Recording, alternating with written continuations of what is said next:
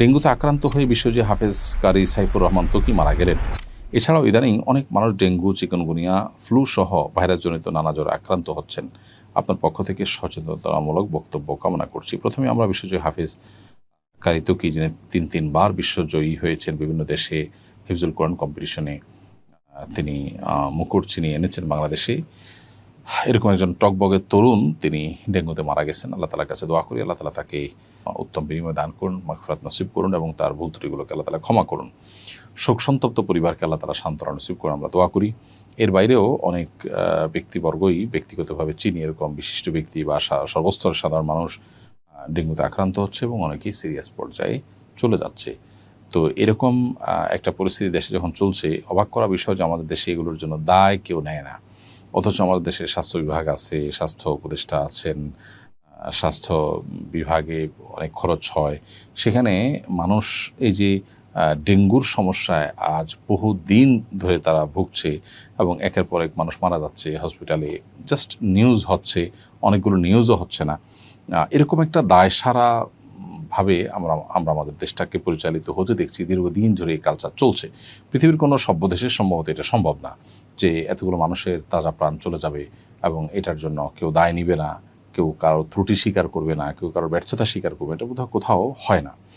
তো এটা দুর্ভাগ্যজনক একটি বাস্তবতা। এ বিষয়ে কর্তৃপক্ষের যেমন দায়িত্ব আছে, ঠিক সাধারণ মানুষ হিসেবে আমরাও সচেতন থাকবো। বিশেষ করে মশার উপদ্রব থেকে বাঁচার জন্য যে সমস্ত উপায়গুলো আমাদের হাতে আছে সেগুলো আমরা ব্যবহার করব এবং আশপাশে বিশেষ করে পানি জমে থাকা কারণে সেখান থেকে ডেঙ্গু মশা হয়। অতএব সেই জমাট পানিগুলোকে ফেলে দেওয়া বা পরিচ্ছন্ন করা এবং আশপাশটাকে, পরিবেশটাকে সুন্দর রাখা, এই কাজগুলো আমাদের দায়িত্বের মধ্যে করে আমরা করবো ইনশাআল্লাহ। আমাদের অপরিচ্ছন্নতা রাখার কারণে কোনো জায়গায় আমাদের কারণে যদি পানি জমে যায়, তাহলে সেক্ষেত্রে সেখান থেকে ডেঙ্গু মশা তৈরি হয়ে কোনো মানুষকে দংশন করলে তার ফলে তিনি যে সাফার করবেন তার দায় কিন্তু যিনি ফেলেছেন, সেই পানি জমিয়ে রেখেছেন যিনি, তাকে নিতে হবে। এই জন্য একজন ইমানদার দায়িত্বশীল আচরণ করতে হবে এক্ষেত্রে। আমাদের এখানে একটি কুকুরের খামার আছে। এগুলো বিশেষ জাতের কুকুর, পাহারাদারের কাজ করতে পারে।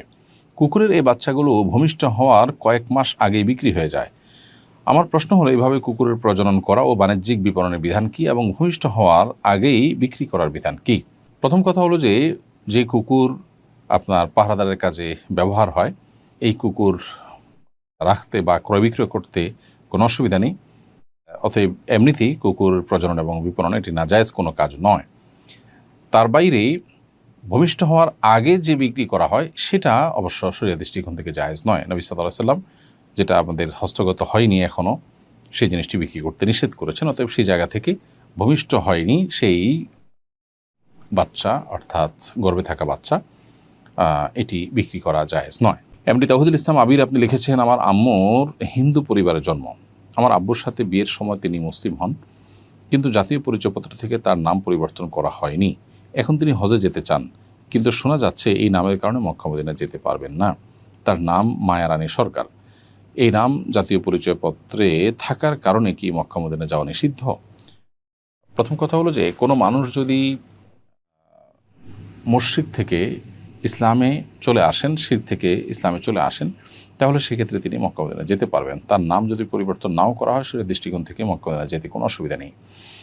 আর যদি আপনি এখানে সৌদি গভর্নমেন্টের পলিসি জানতে চান কিংবা তাদের ভিসার পলিসি অনুযায়ী নাম পরিবর্তন না করলে তিনি ভিসা পাবেন কিনা, যেতে পারবেন কিনা, সেটা যদি আপনি জানতে চান, তাহলে এ বিষয়ে সংশ্লিষ্ট যারা বিশেষজ্ঞ আছেন তারা বলতে পারবেন। তবে আমি আমার অভিজ্ঞতা এবং কমন সেন্স থেকে বলছি যে কেউ যদি কারোর ধর্ম পরিবর্তন করেন, এফিডেভিট করে থাকেন, তাহলে সেক্ষেত্রে তার কাগজে পত্রে, তার এনআইডিতে বা তার এনআইডির তথ্যে কিংবা তার পাসপোর্টে বিভিন্ন জায়গাতে তার রিলিজিয়ন পরিবর্তন হয়ে মুসলিম চলে আসার কথা এবং সেটাই তার হজের ভিসা, ওমরার ভিসা পাওয়ার জন্য যথেষ্ট। সো এই নামের কারণে তিনি প্রতিবন্ধকতা সৃষ্টি বা মুখোমুখি হবেন এমনটি আমার মনে হয় না। তারপরও এ বিষয়ে যারা এক্সপার্ট আছেন, বিশেষ করে এজেন্সির লোকজন আছেন যারা ভিসার কাজ করেন, তারা আরও ভালো বলতে পারবেন, আপনি তাদের সাথে যোগাযোগ করতে পারেন।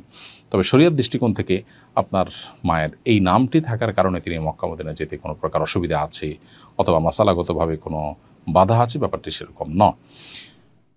মূলত মক্কা এবং মদিনাতে হারামের যে এরিয়া, মসজিদের যে হুদুদে হারাম, এই এরিয়ার মধ্যে অমুসলিমদের, অন্য ধর্মাবলম্বীদের বা মুশরিকদের কাফিরদের প্রবেশ নিষেধ। সেজন্যই হয়তো এই প্রশ্নটি আপনার মধ্যে এসেছে। আমার ছেলেকে মাদ্রাসায় দিয়েছি, ক্লাসে কোনোদিন অনুপস্থিত থাকলে আর্থিক জরিমানা দিতে হয়, এভাবে জরিমানা নেওয়ার বিধান জানতে চাই। ভাই মাজহারুল ইসলাম, এই প্রশ্নের উত্তর আমরা অবশ্যই আগে একাধিকবার দিয়েছি। ইসলামী শরীয়তের দৃষ্টিকোণ থেকে আর্থিক দণ্ড এটি আরোপ করা জায়েজ নয়।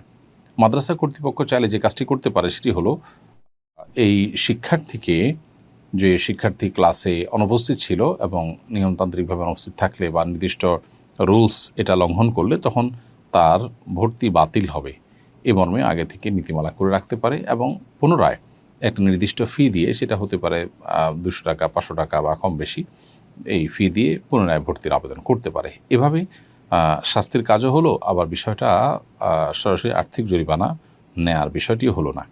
এরকম একটি পন্থা অবলম্বন করা যেতে পারে। এরপরে প্রশ্ন হলো, আমি আমেরিকা একটি চার্চ পরিচালিত ফ্রি সেলাই ক্লাসে যাই। ক্লাস হয় চার্চের উল্টো দিকে একটি কফি শপে।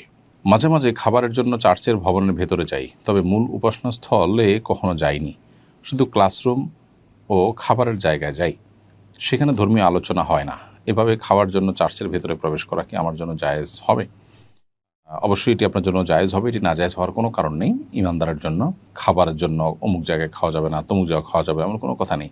হ্যাঁ, যে টেবিলে হারাম খাবার সার্ভ করা হচ্ছে, মাদক সার্ভ করা হচ্ছে, সেই টেবিলে বসে আপনি খানা খাবেন না। এর বাইরে যে কোনো জায়গায় ইমানদার খেতে পারে।